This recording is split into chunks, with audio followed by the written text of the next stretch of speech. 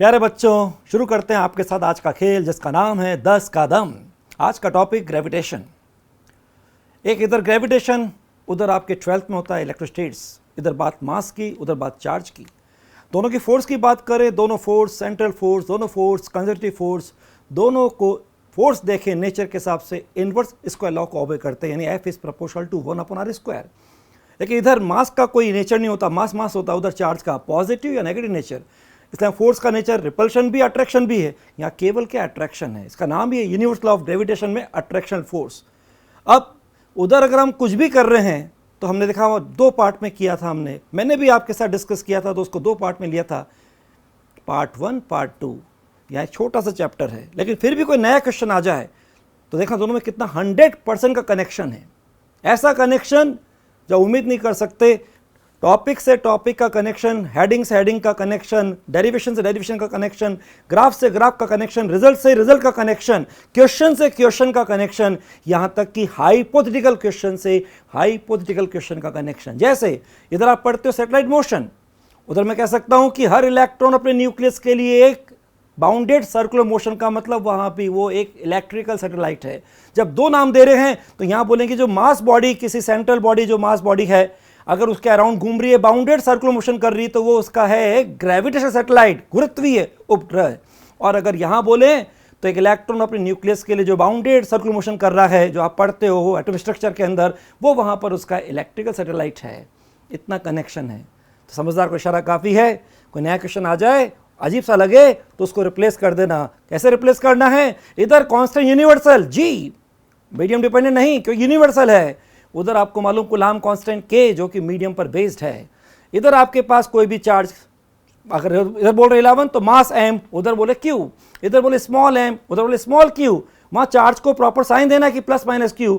यहाँ पर आपके पास हमेशा नेचर अट्रैक्शन का है, इसलिए यहाँ कभी नहीं बोलेंगे कहाँ पर होगा ग्रेविटेशनल पोटेंशियल 0, हमेशा कुछ ना कुछ माइनस साइन से होगा। वहाँ पे बोलते हैं कहाँ पर होगा इलेक्ट्रिक पोटेंशियल 0। क्वेश्चन करते भी हैं, लेकिन जो क्वेश्चन वहाँ करते थे यहाँ भी कर सकते हैं आराम से। इसका मतलब दोनों के कनेक्शन को देखकर हम रिप्लेस कर सकते हैं। क्वेश्चन को k को रिप्लेस करो g से, q को रिप्लेस करो m से, और स्मॉल q को रिप्लेस करो स्मॉल m से, और कोई भी क्वेश्चन को जो आपका ग्रेविटेशन है उसको कन्वर्ट कर दो इलेक्ट्रोस्टैटिक्स में और क्वेश्चन सॉल्व कर लो। चलिए देखते हैं छोटे से चैप्टर से इस बार आपके कितने क्वेश्चन आते हैं। पुराना इतिहास कहता है 21 में आए 2 क्वेश्चन, 22 में 1 क्वेश्चन, 23 में 2 क्वेश्चन। तो इस बार आपके 2 क्वेश्चन 5 मई को इंतजार कर रहे हैं। और क्वेश्चन सेक्शन क्या होगा? एक होगा आपका सेक्शन ग्रेविटी सेक्शन, जब हम बात करते हैं फैक्टर्स इफेक्टिंग स्मॉल जी, यानी that is acceleration due to gravity. और दूसरा होगा आपका प्लैनेटरी मोशन और सैटेलाइट मोशन, वहां से क्वेश्चन। देखते कहाँ है वो क्वेश्चन, मुस्कुराते हुए आगे बढ़िए। 4 particles of masses m, 2m, 3m, 4m are kept in sequence at the corner of square of side A। ठीक है, जैसा बोला वैसा कर दिया। m, 2m, 3m, 4m।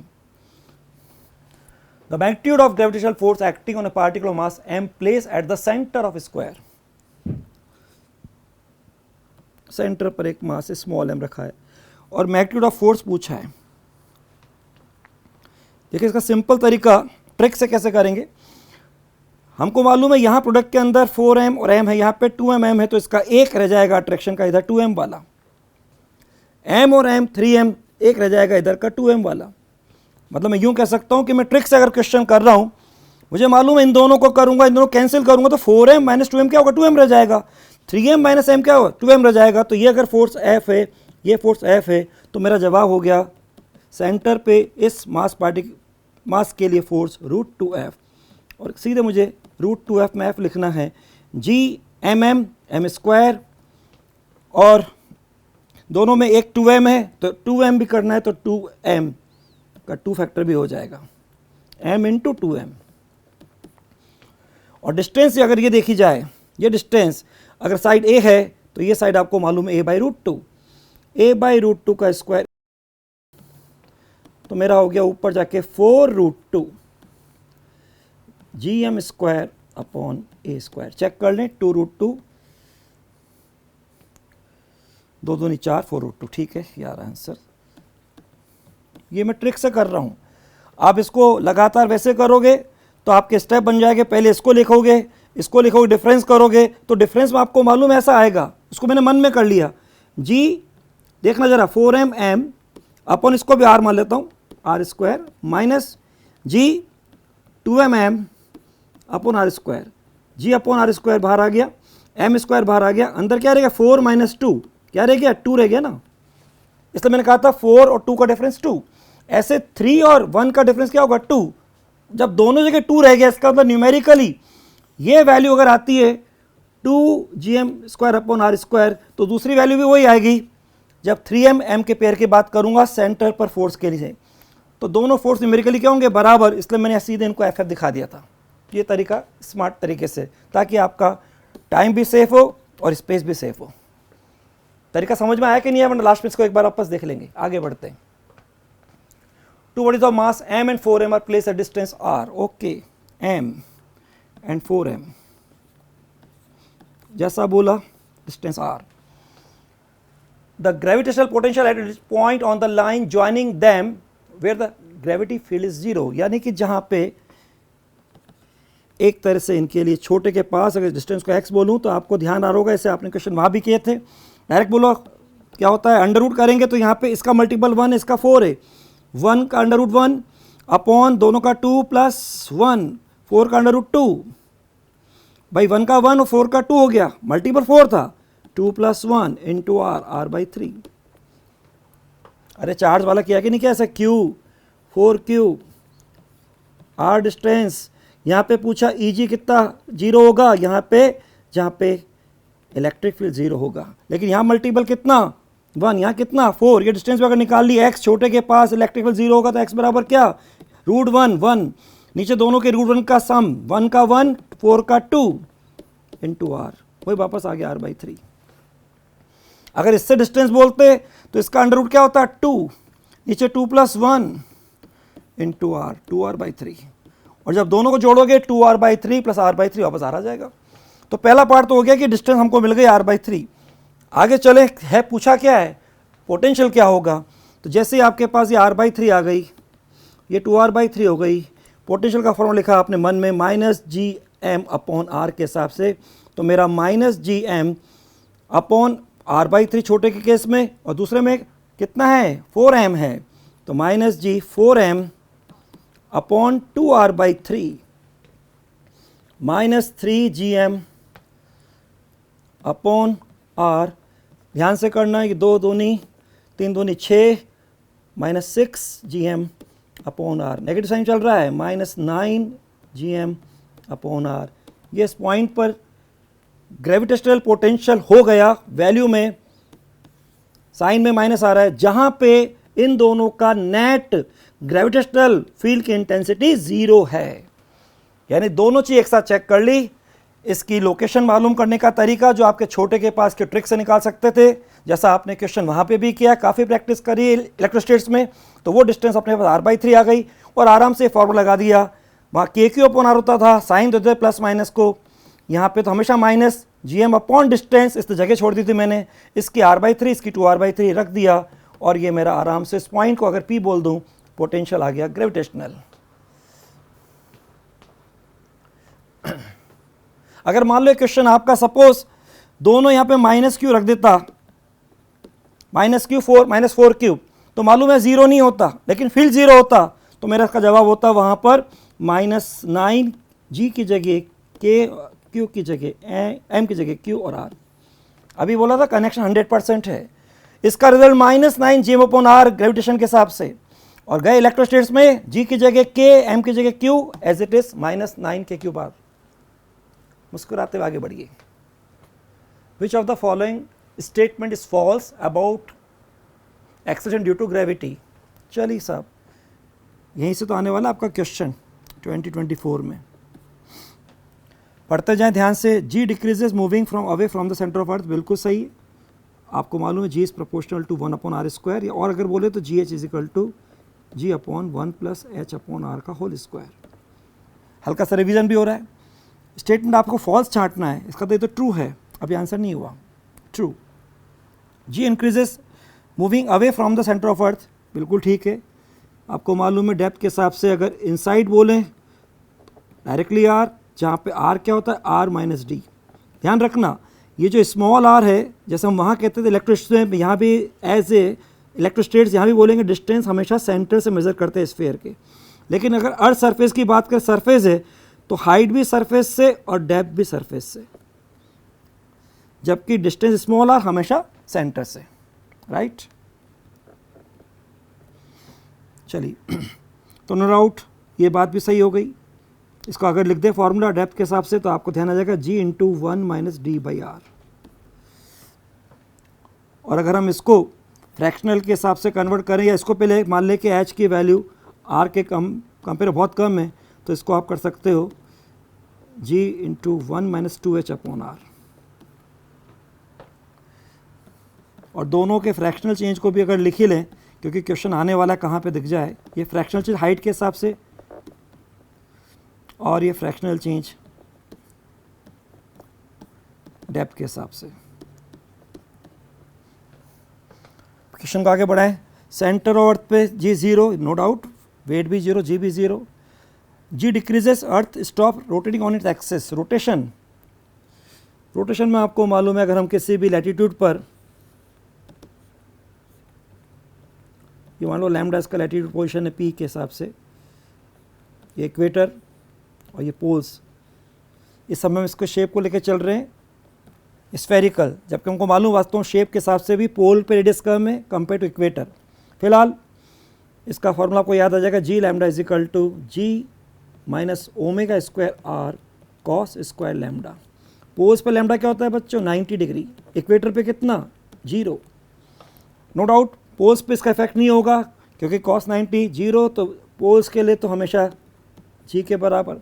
लेकिन बाकी पोजीशन पर जैसे ये अर्थ अपना स्टॉप करेगी स्पिन रोटेशन, ये पार्ट क्या हो जाएगा ख़त्म, ये पार्ट ख़त्म। इसका मतलब कोई वैल्यू कम नहीं हो रही, यानी कि जी लैम्डा की वैल्यू बढ़ जाएगी, घटेगी नहीं, बढ़ जाएगी। डिक्रीजेस गलत हो गया, ये फॉल्स हो गया, तो यही आपका आंसर हो गया।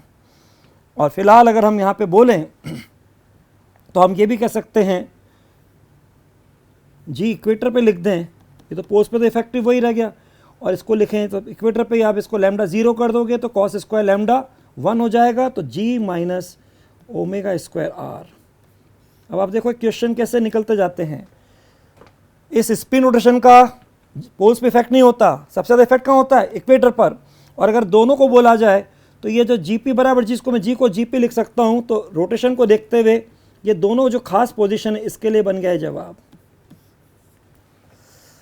अपना ये क्वेश्चन तो ख़त्म हो गया भाई। 2024 में क्वेश्चन कहाँ से आ रहा है, तो ये अपने को ढूंढते रहे, निकलता जा रहा है कुछ ना कुछ मसाला।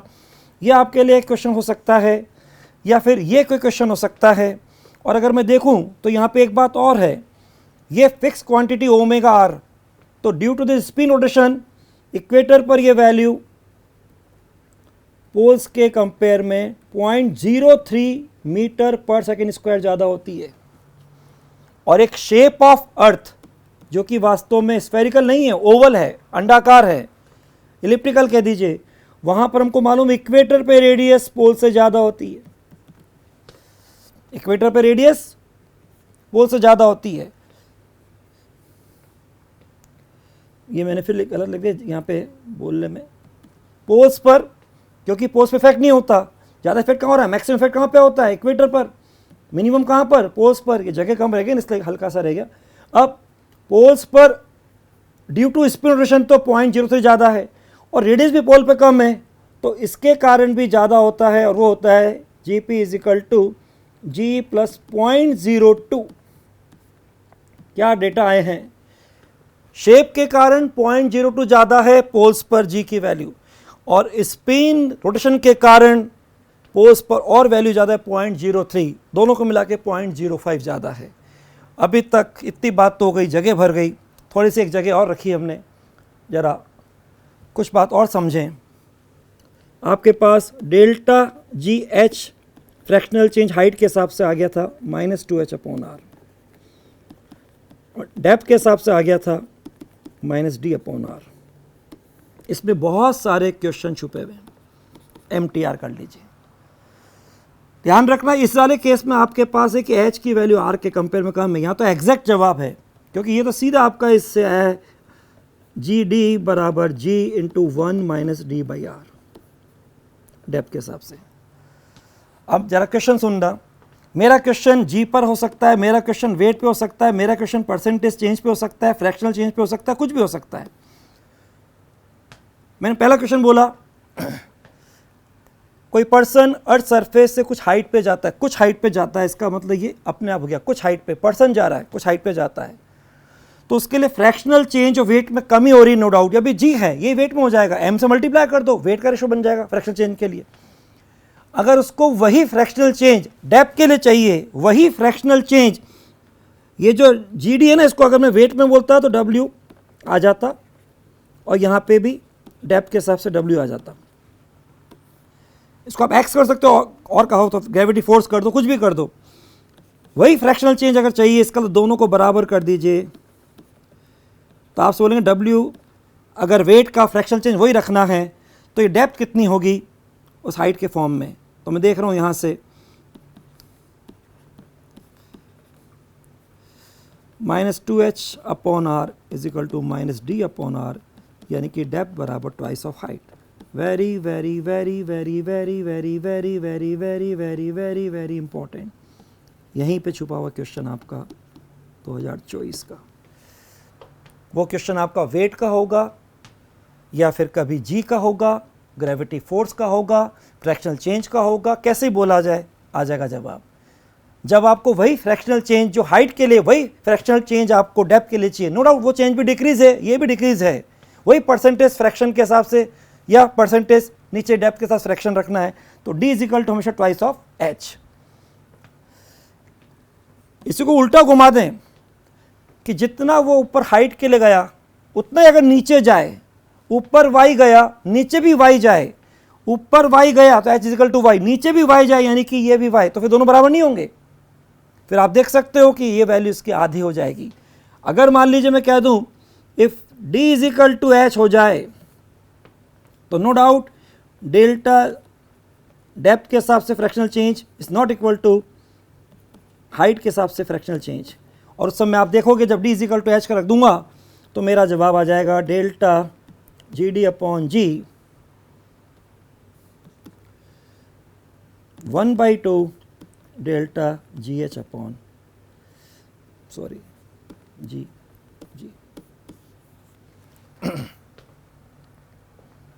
अगर ये आपका 1% है डिक्रीज का एच वाला केस, तो अगर उतनी ही हाइट के हिसाब से जो वाई गए उतनी डेप्थ के हिसाब से वाई जाए तो डेप्थ के केस में हो जाएगा 1/2% यानी कि 0.5%।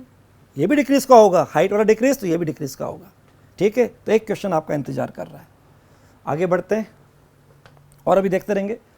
The height at which acceleration due to gravity decreases by 36% इस value on the surface of अर्थ।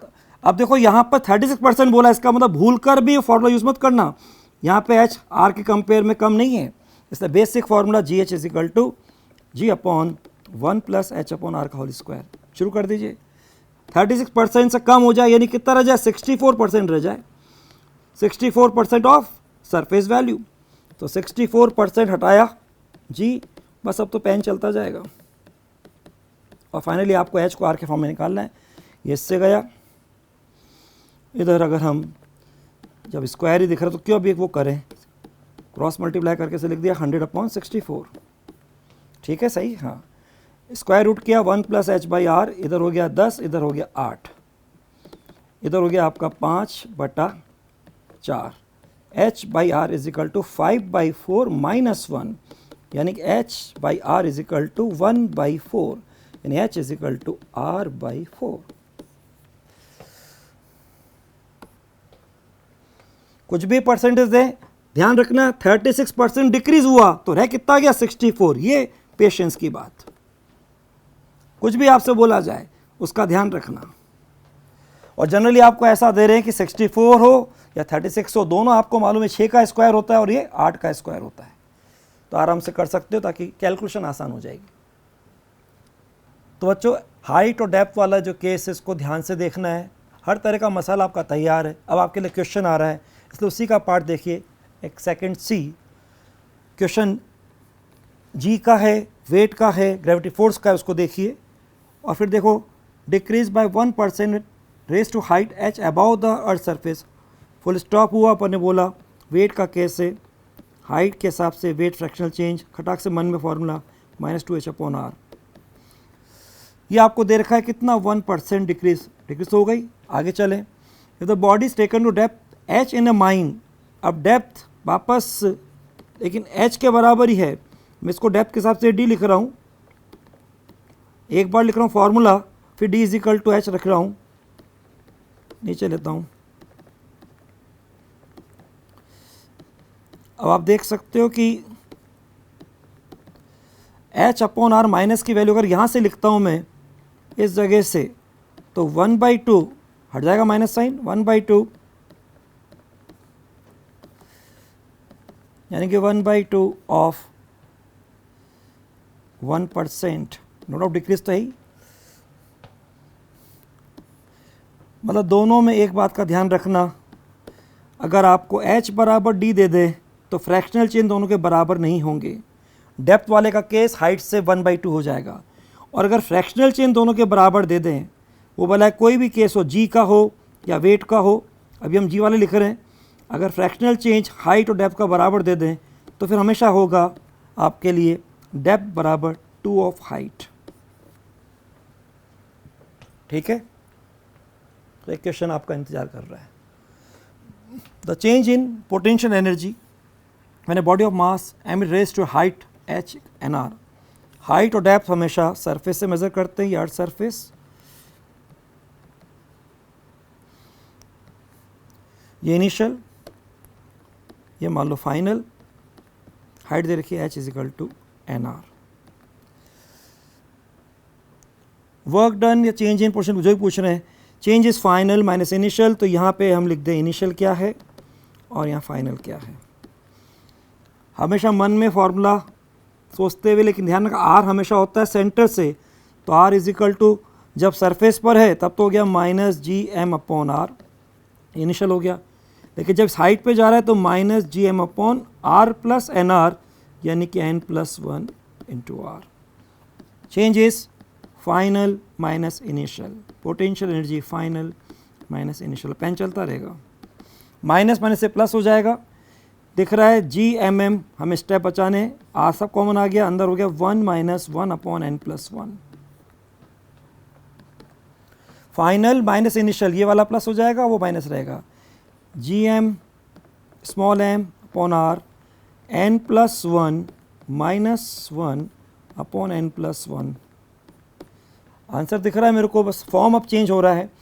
ये बन गया मेरा gm को लिख सकता हूँ मैं सदावर, आपको मालूम है सरफेस पर g की वैल्यू क्या होती है, g = gm/r²। तो जब भी आ जाए तो capital GM = small g × r² रख सकते हो। फॉर्म को देखते हुए किस फॉर्म में पूछा है, तो यहाँ लिख दिया मैंने इसको gr² × m/r, और मल्टीपल चल रहा है 1/n+,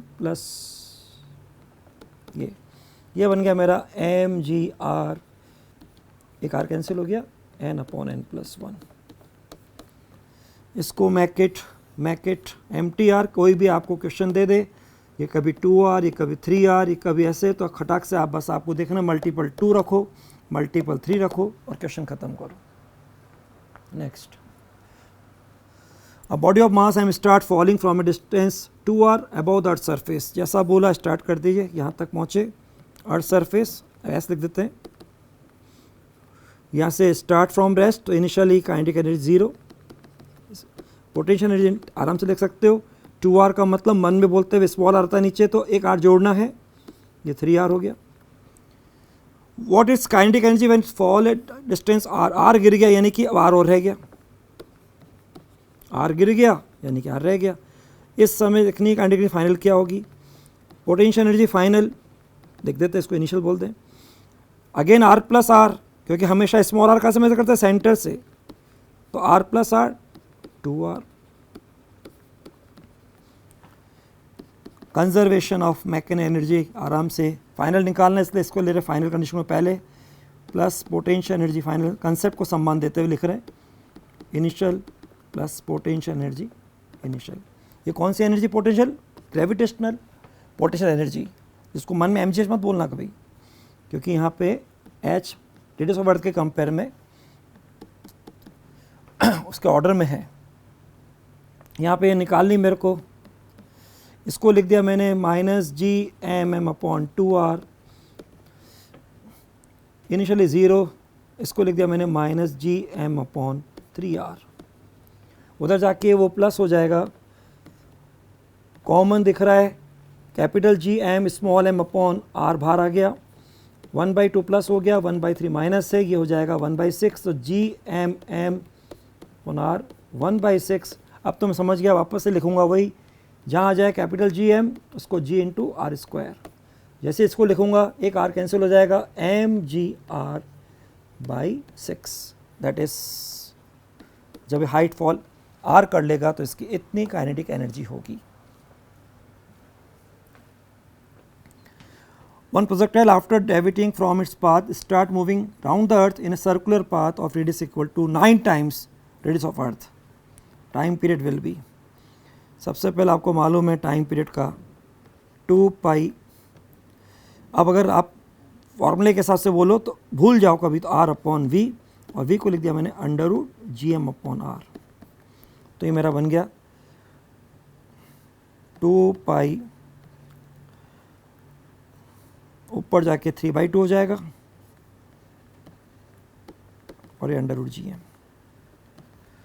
v की जगह ये t is equal to 2 pi r की पावर 3/2, इसको चाहो तो लिख दो gr²,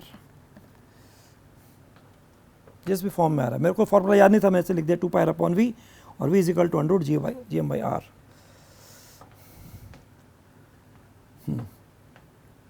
चलिए, क्या रेडियस बोली इसने? 9 time radius of earth, r is equal to 9r रख दीजिए, t is equal to 2 pi 9r की पावर 3/2, r स्क्वायर का r बाहर आ गया √g, ये मेरा हो गया 9 का √3, 3 का क्यूब 27, तो 2 पाई इंटू 27 r की पावर 3/2 √g, और r एक r गया तो ये r की पावर रहेगी 1/2, ये भी 1/2 √g, इसका अंदर आ जाएगा, तो 2 पाई इंटू 27, ऊपर r नीचे g, मुझे दिख गया 27 फिगर दिख रहा है। आपको डायरेक्ट फार्मूला वाला होता है, वहाँ से कर लीजिए, मेरे को फार्मूला याद नहीं इसलिए मैंने इसे बना लिया। अब मैं यहाँ पे एक बात हल्की सी करना चाहूँगा, हमको मालूम है ये इस समय v r का रिलेशन क्या होता है, डिपेंड करता है f is proportional to 1/r² है कि 1/r³ है कि 1/r की पावर 4 है। यहाँ ले रहा हूँ मैं हाइपोथेटिकल बात, इमेजिन करिए, नो डाउट जो फोर्स ऑफ ग्रेविटेशन है वो फॉलो करता है इनवर्स स्क्वायर लॉ को। अगर ये मान लीजिए f is proportional to 1/r की पावर n को फॉलो करता, तो आपका जो t square is proportional to r³ होता है, वो अब क्या बन जाता? एक क्वेश्चन ट्राई करिएगा, मैं इसका जवाब लिख रहा हूँ और ये आपके लिए एक अच्छा क्वेश्चन हो जाएगा। t स्क्वायर के हिसाब से आपको जवाब मिलेगा r की पावर n+1। अभी आप चेक भी कर सकते हो, जो हमारा वास्तव में एक्चुअल कंडीशन है उसको कंपेयर करो, n बराबर क्या हुआ, r² rn 2 + 1, वही जवाब आ गया। लेकिन ये आपका बहुत तरह के हाइपोथेटिकल क्वेश्चन को सॉल्व कर सकता है। अगर आपसे बोले कि ये जो फोर्स है वो r की पावर n के हिसाब से अगर वेरी करता, तो ये टाइम पीरियड है या वेलोसिटी स्पीड है, जो भी है वो कैसे r से रिलेट करते, तो आपका जवाब ये है। अब आराम से इसी से v को भी कन्वर्ट कर सकते हो, लेकिन अभी अपन को इस क्वेश्चन की बात करें तो ये रिज़ल्ट आप MTR कर लो, और जब देखोगे इसको इससे कंपेयर करोगे तो यहाँ पे r बराबर जो 2 है उसके साथ n2 रखो, तो वही जवाब हो जाएगा t square is proportional to r³। अपना एक क्वेश्चन तो हो गया था, लेकिन एक क्वेश्चन अपन और इसमें सोच सकते हैं। नेक्स्ट,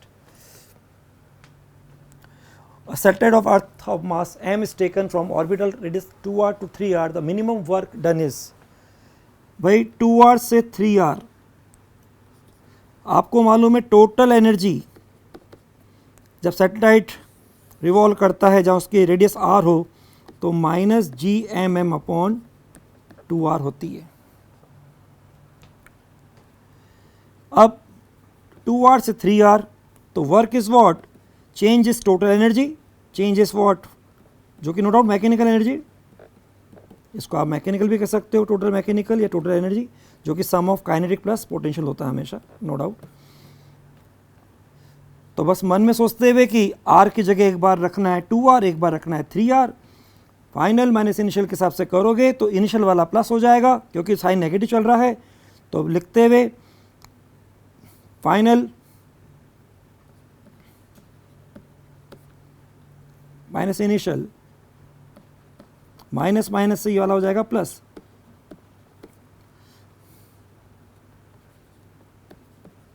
r बराबर 3r बराबर 2r, Gmm/r बाहर आ गया, अंदर रह गया 1/2 minus 1/3,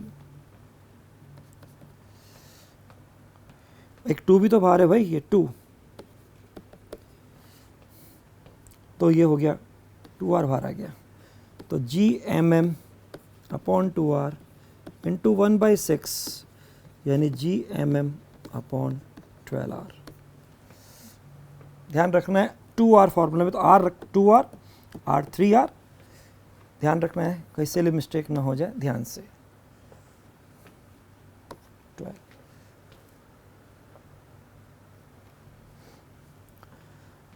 The orbital velocity of an artificial satellite in a circular orbit just above the earth surface, just above the earth surface यानी बिल्कुल सरफेस के पास is v0। खटाक से आपको मालूम है अर्थ सरफेस के लिए बिल्कुल पास हो यानी r बराबर कैपिटल R, तो ये v0 हो जाता है √gm/r, नंबर 1।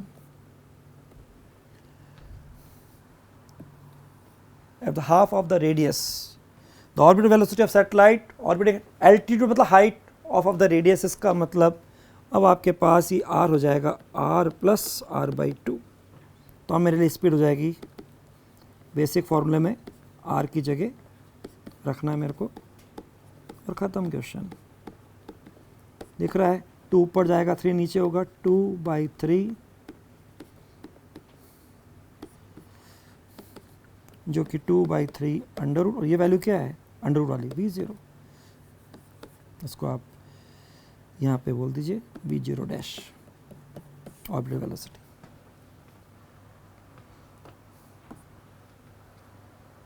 एक एक लाइन के क्वेश्चन है। escape velocity for a projectile at earth surface is v, ठीक है, खटाक से अर्थ सरफेस पे v कितना होता है, या तो √2gr या √gm/r, और चाहो तो डेंसिटी फॉर्म में लिख सकते हो जिस फॉर्म में हो।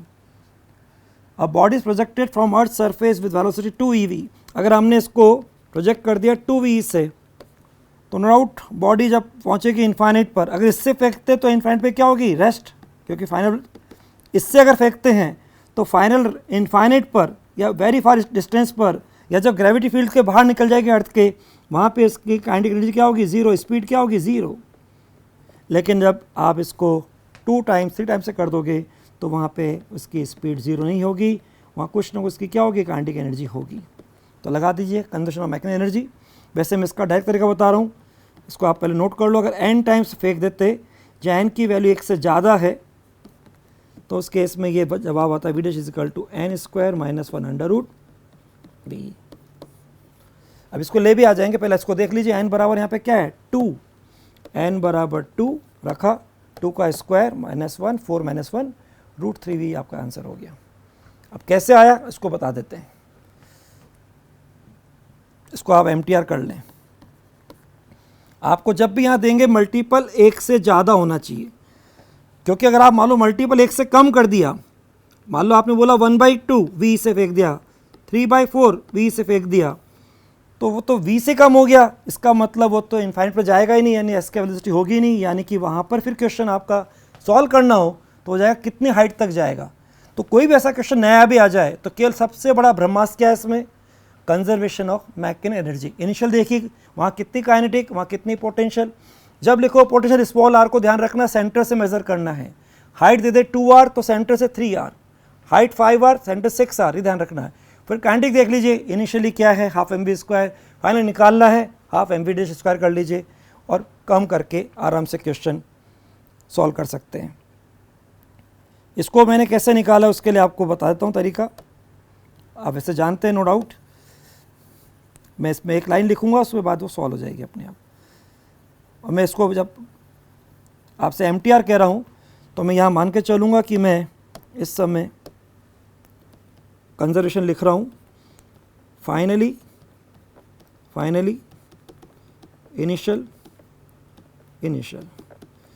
इनिशियल हाफ एम, मैंने फेंका इसको n टाइम्स से तो एन वी स्क्वायर, सरफेस पे minus G M upon R, potential infinite पे 0 और kinetic half M V dash square. ये यहाँ से m कैंसिल, 2 मल्टीप्लाई हुआ तो ये हो गया वी डैश स्क्वायर, ये हो गया एन वी का होल स्क्वायर, माइनस ऊपर 2 हो गया 2 जी एम अपॉन आर।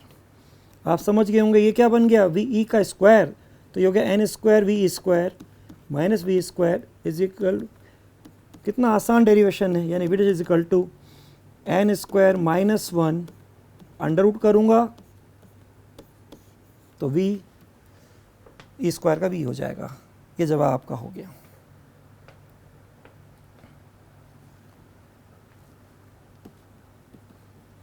कुछ फॉर्मूले तो आपके बिल्कुल टिप्स पे होने चाहिए।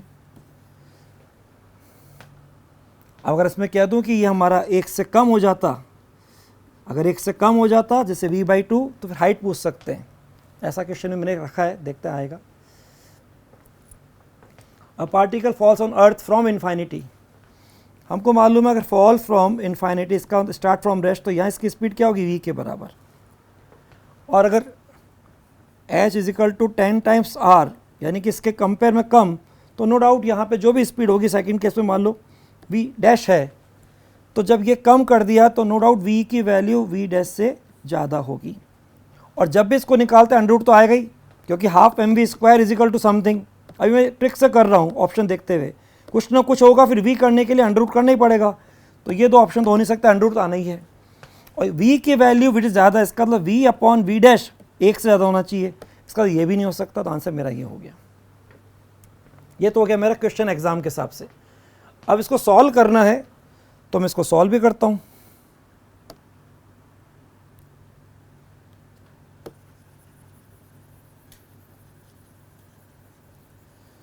जो डायग्राम बनाया था उसमें बस केवल लिखना है आपको कंजर्वेशन ऑफ,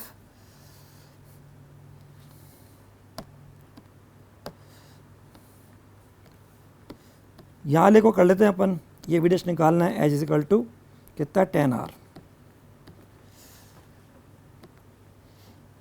इसको भी अपन n के फॉर्म में कर ले, ज़्यादा अच्छा रहेगा, एक बन जाएगा फॉर्मूला ये भी। चलो nr रख देते हैं, देखते हैं क्या बनता है। Start from rest, kinetic initially 0, potential initially है, लिख देंगे क्या है minus G M M upon R plus N R. यहाँ पर काइनेटिक फाइनली निकालना है, अननोन है, और potential minus G M M upon R. जब भी आ जाए कभी भी तो आपको मालूम v is equal to 2 G M upon R अगर आ जाता है तो ये v है, और या फिर नॉर्मली आपको मालूम है कि किस फॉर्म में कन्वर्ट करना है, तो G M is equal to जब चाहे अपन जी आर स्क्वायर भी यूज़ कर सकते हैं। चलिए लगा दीजिए कंजर्वेशन मैकेनिकल, दोनों पोजीशन के बीच में ये इनिशियल है और ये फाइनल है। इसमें निकालना अपने को काइनेटिक एनर्जी फाइनल, भी इस पर फॉर्म में रख देंगे भी आल। इनिशियल आपके पास जो है उसको ध्यान से लिखना, initial kinetic 0 minus G M M N plus 1 into R. उधर जाके G M M upon R common 1 minus 1 upon N plus 1, तो काफ़ी कुछ वैसे आ गया। अरे वाह, n+1 - 1 n/n+1। इसको अगर हम लिखें तो वही mg/r² आर गया, तो ये मेरी काइनेटिक एनर्जी फाइनली। ये तो वर्क डन वाला फॉर्मूला आ रहा है, वापस देखते हैं, mg/r n/n+1।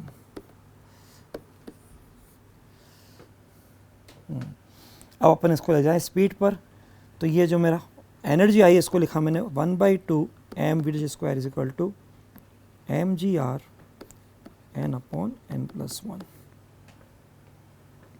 ये इससे कैंसिल, v' बराबर 2gr n/n+1। ये जो v एस्केप है इसको मैं से भी लिख सकते हैं स्मॉल g के फॉर्म में √2gr, राइट। तो ये इस फॉर्म में ले आते हैं, ये हो गया मेरा v', तो ये हो गया v'² ve², 2gr² हो जाएगा, अंडर हटेगा तो ये हो जाएगा n/n+1। यानी मेरा जवाब हो गया v'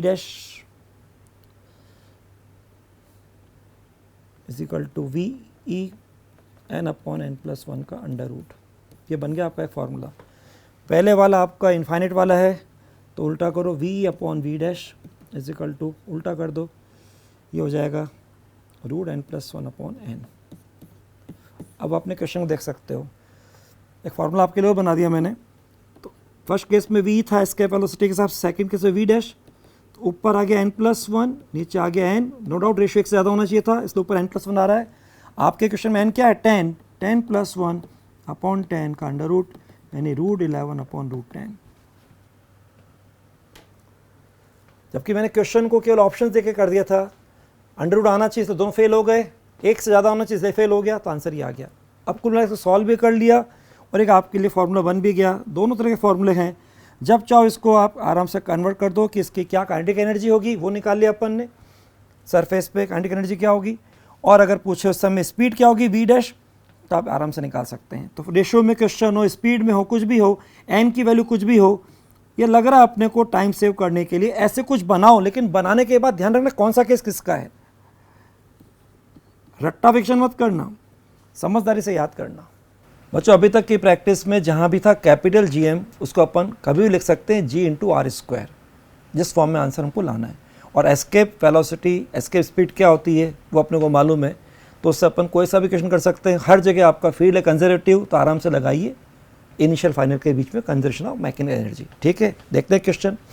a particle of mass m is projected velocity, okay. इसका मतलब ये एस्केप नहीं है क्योंकि केस <1 है। जैसा बोला चालू कर दीजिए, from the surface of earth. Surface पर इसके इनिशियली अगर हम बोलें तो काइनेटिक तो हो गई ½ m, और v की जगह इसका स्क्वायर कर दें। पोटेंशियल हो गई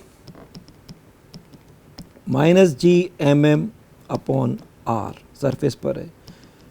कभी किसी हाइट देखे तो उसके हिसाब से ध्यान रखना, सेंटर से मेज़र करते हैं स्मॉल r, ठीक है।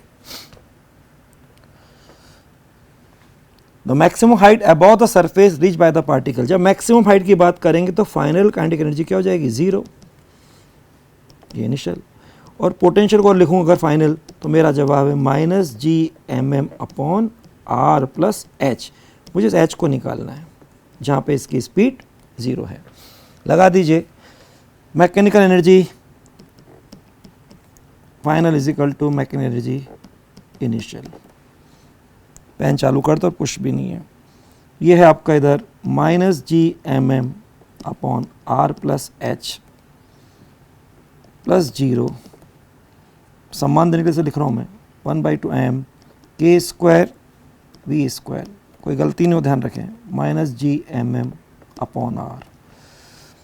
इधर ये चीज़ आके प्लस हो जाएगी, दोनों में gmm कॉमन आ जाएगा, तो gmm common 1/r - 1/r + h। ये तो हो गई एग्जिट टर्म। इधर रह गया 1/2 m k² v², ठीक।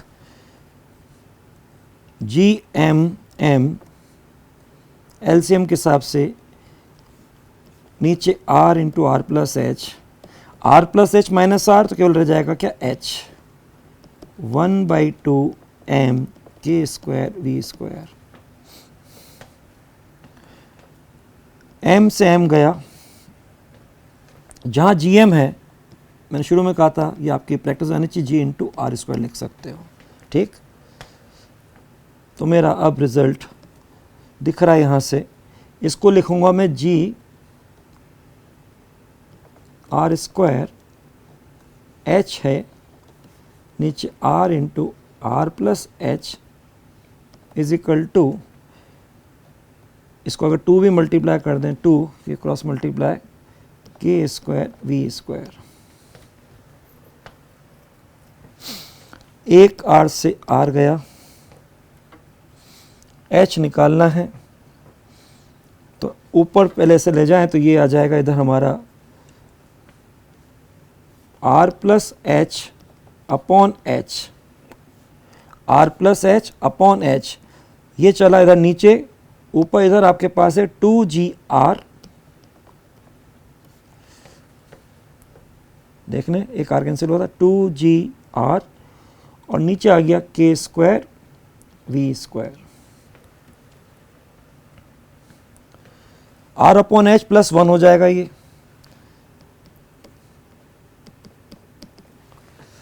और ये हो गया 2GR के स्क्वायर वी स्क्वायर।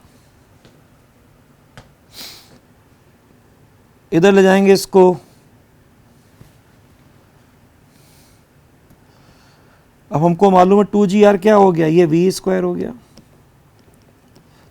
अब एकदम दिखा कि कितना आसान हो गया, ये इससे कैंसिल हो गया, तो ये 1 अपॉन के स्क्वायर हो गया, क्योंकि आपको मालूम है एस्केप वेलोसिटी क्या होती है, √2GR प्लैनेट के हिसाब से।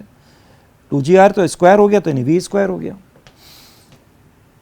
अब मेरा रह गया R upon H plus 1 is equal to 1 upon K square, ठीक है। यानी चीज केवल अब फाइनल जो रिजल्ट दिख रहा है, थोड़ी सी जगह चाहिए इसके लिए, और ये मेरा हो गया R upon H 1 upon K square -1, यानी 1 माइनस के स्क्वायर अपॉन के स्क्वायर। तो मेरा h बन गया आर के स्क्वायर अपॉन 1 माइनस के स्क्वायर। है भाई, है, ये दिखा।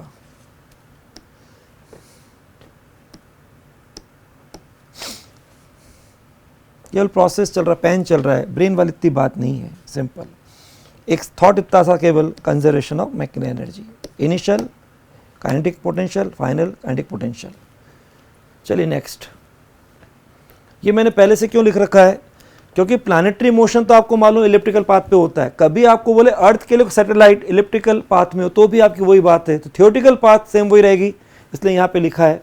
सबसे पहले अगर यहाँ पे प्लैनेट की बात करें, सन यहाँ पर एक इसके फोकस पर है, प्लैनेट इस पे प्लैनेट का लगने वाला इसके लिए सन का अट्रैक्शन फोर्स हमेशा इसकी लाइन ऑफ एक्शन से पास होगी। इसके अबाउट अगर पूछे जहाँ सन है, कभी भी टॉर्क हमेशा होगा 0, इसका मतलब टॉर्क एब्सेंट, यानी कि हमेशा इसका रहेगा कंजर्वेशन ऑफ एंगुलर मोमेंटम, तभी आप कहते हैं MVR is equal to constant. अब जहाँ डिस्टेंस होगी कम, वहाँ पे V हो जाएगा ज़्यादा, R मिनिमम तो V मैक्सिमम, यहाँ पे R मैक्सिमम तो V मिनिमम। तो आराम से आप MVR is equal to constant में ऐसे लिख सकते हो। ध्यान रखना, दोनों एक जगह मैक्सिमम नहीं आएंगे, मिनिमम नहीं आएंगे। जहाँ R मिनिमम V मैक्सिमम, जहाँ R मैक्सिमम V मिनिमम, ऐसे क्वेश्चन कर सकते हो। अब क्वेश्चन को और आगे ले जाएं तो कभी आपसे R मिनिमम R मैक्सिमम पूछ लें तो इस एलिप्स की जो मैथ के फॉर्म में होती है एसेंट्रिसिटी, उस फॉर्म में ये R minimum A into 1 minus e, R maximum A into 1 plus e. जब ये आ गया तो आप कभी भी आपके लिए रेशो किसी का भी पूछना चाहे इसकी हेल्प से V max upon V minimum पूछ सकते हैं, जो पूछे निकाल सकते हैं। रह गई बात, कभी भी इसकी टोटल एनर्जी हमेशा एक बाउंडेड सिस्टम है, इसलिए हमेशा नेगेटिव होगी। तो जो आपने बातें बोली, टोटल एनर्जी या डी हो, कोई पॉइंट हो, हर जगह उसकी क्या नेगेटिव, सही है। पूछा क्या है, इनकरेक्ट पूछा है, इसलिए यहाँ मैं टिक कर रहा हूँ, सही है। एंगुलर मोमेंटम कंजर्व को कांस्टेंट, सही है। Net torque on the planet about sun is 0, सही है। लेकिन मोमेंटम ऑप्शन अपन पढ़ते जा रहे हैं, हर जगह डायरेक्शन चेंज हो रही है वेलोसिटी की, इसका मतलब ये कंजर्व नहीं हो सकता। सीधा सा एक क्वेश्चन थियोरेटिकल पॉइंट से important. A body of mass m situated at distance 4re above the earth surface, इस बार हाइट पर है। ये तो चलता है, कभी ऊपर से छोड़ दिया, कभी नीचे से प्रोजेक्ट कर दिया। इस समय इसकी initial kinetic energy rest is the 0। Potential initial अगर लिखें तो ये हमारे लिए हाइट के हिसाब से -Gmm/r+h।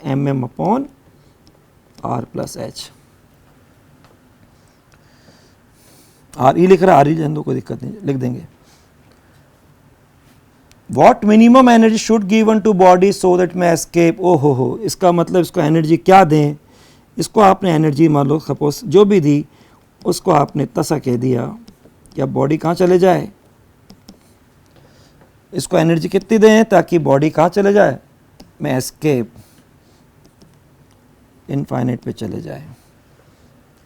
यानी जो मैंने यहाँ पे इसको काइनेटिक एनर्जी दी है वही एच क्या दे रखा आपको 4re, लिख दीजिए -Gmm/r+h